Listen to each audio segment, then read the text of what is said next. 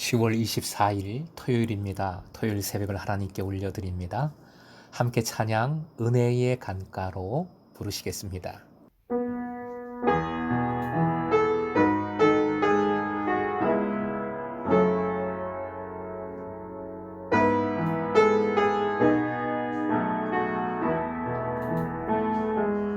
내 주의 은혜 강가로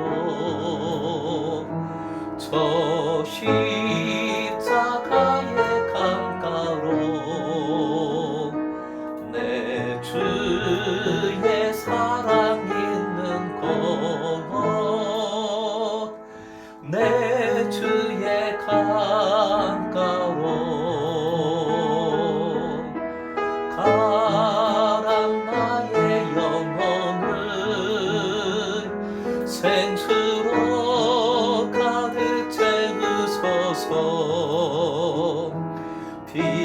피곤한 내 영혼 위에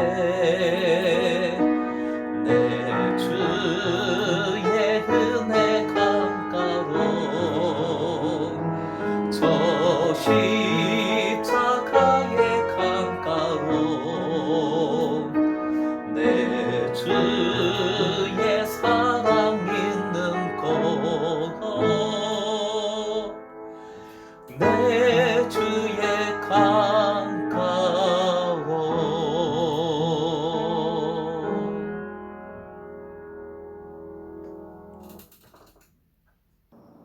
오늘 말씀은 예레미야 51장 1절에서 14절까지 생명의 삶으로는 134쪽입니다. 함께 읽겠습니다. 시작. 여호와께서 이와 같이 말씀하시되 보라 내가 멸망시키는 자의 심령을 부추겨 바벨론을 치고 또 나를 대적하는 자 중에 있는 자를 치되 내가 타국인을 바벨론에 보내어 기실하여 그의 땅을 비게 하리니 재난의 날에 그를 애워싸고 치리로다. 활을 당기는 자를 향하며 갑옷을 입고 일어선 자를 향하여 쏘는 자는 그의 활을 당길 것이라. 그의 장정들을 불쌍히 여기지 말며 그의 군대를 전멸시켜라. 무리가 갈대아 사람의 땅에서 죽임을 당하여 엎드러질 것이요 관통상을 당한 자가 거리에 있으리라. 이스라엘과 유다가 이스라엘의 거룩하신 이를 거역함으로 죄가가 땅에 가득하나 그의 하나님 만군의 여호와에게 버림받은 호라비는 아니니라. 바벨론 가운데서 도망하여 나와서 각기 생명을 구원하고 그의 죄악으로 말미암아 끊어짐을 보지 말지어다. 이는 여호와의 보복의 때니 그에게 보복하시리라. 바벨론은 여호와의 손에 잡혀 있어 온 세계가 취하게 하는 금잔이라. 뭇 민족이 그 포도주를 마심으로 미쳤도다. 바벨론이 갑자기 넘어져 파멸되니 이로 말미암아 울라. 그 상처를 위하여 유황을 구하라. 혹 나으리로다. 우리가 바벨론을 치료하여 하여도 낫지 아니한즉 버리고 각기 고향으로 돌아가자. 그 화가 하늘에 미쳤고 궁창에 달하였음이로다.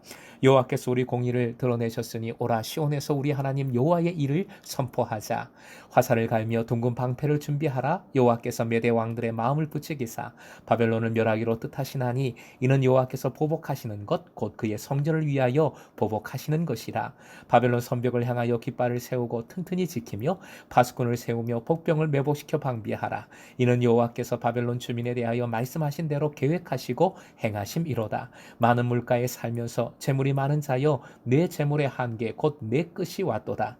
만군의 여호와께서 자기의 목숨을 두고 맹세하시되 내가 진실로 사람을 메뚜기같이 내게 가득하게 하리니 그들이 너를 향하여 환성을 높이리라 하시도다.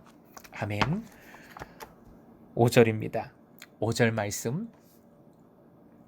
이스라엘과 유다가 이스라엘의 거룩하신 이를 거역함으로 죄가가 땅에 가득하나 그의 하나님 만군의 여호와에게 버림받은 호라비는 아니니라. 오늘의 기도 제목입니다. 분열과 죄악이 가득한 이 땅에 새로운 은혜를 주옵소서. 분열과 죄악이 가득한 이 땅에 새로운 은혜를 주옵소서.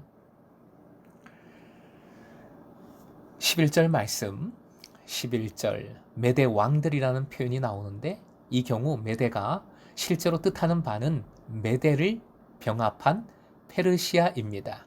바벨론은 페르시아에 의하여 멸망할 터인데 오늘 본문은 페르시아에 의한 것이 아니라 바벨론의 패망이 오로지 하나님께서 하시는 일, 하나님의 계획, 하나님 경륜이라는 점을 강조하고 있습니다.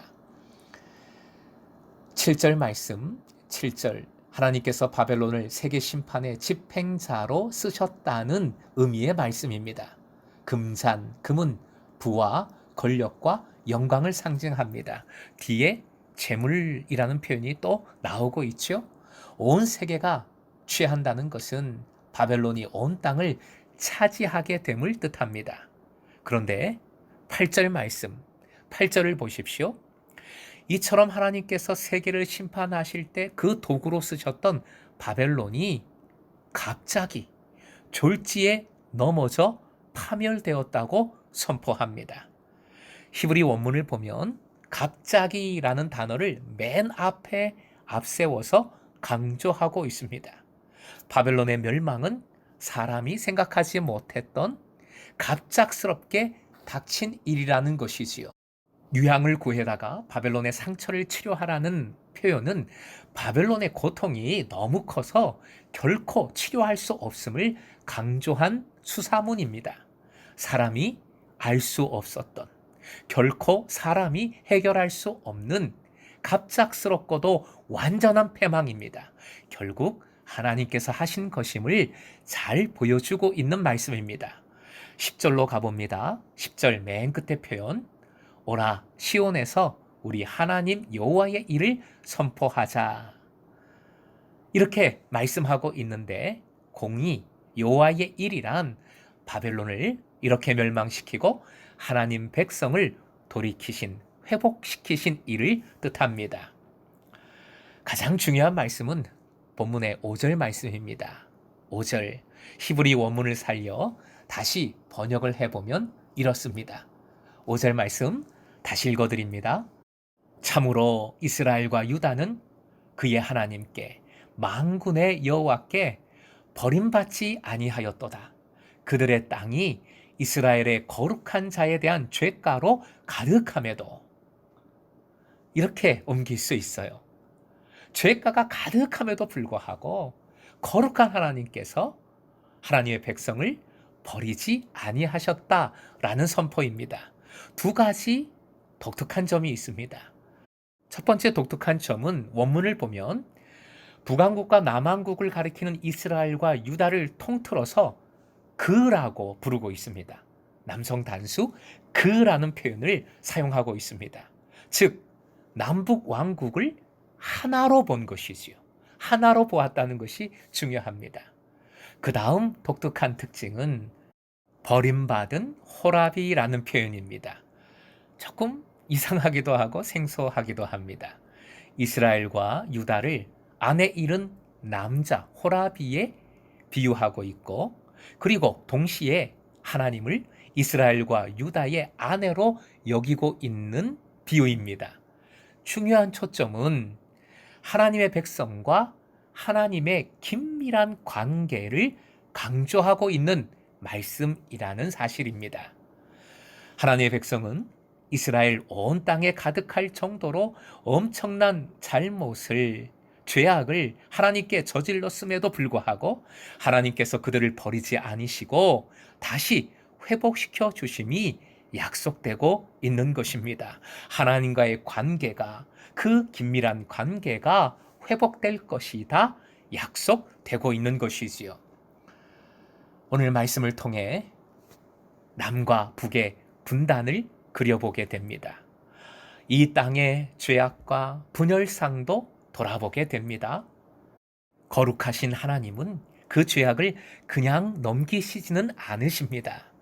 이스라엘 백성이 바벨론을 통하여 겪은 고난이 그것을 잘 보여주죠. 하지만 반드시 회복시키시는 하나님이십니다. 버리지 않으시고 품으시는 하나님이십니다. 그 공의, 즉 회복과 구원을 결국 하나님 백성 입술을 통하여 선포하도록 이끄시고 만드시는 하나님이심을 믿으시기 바랍니다. 그러므로 소망을 잃지 마십시오. 이 땅을 바라보며 풀리지 않는 문제를 바라보며 우리는 소망을 품고 계속 기도해야 하겠습니다. 오늘도 내 눈에 보기에 죄악이 가득하지만 절망은 결코 안 됩니다. 오히려 하나님께서 그 죄악에도 불구하고 버리지 않으심을 믿고 기다리며 기도할 때 새로운 은혜를 누리는 여러분과 우리 공동체와 이 땅이 될 수 있기를 주님의 이름으로 축원드립니다.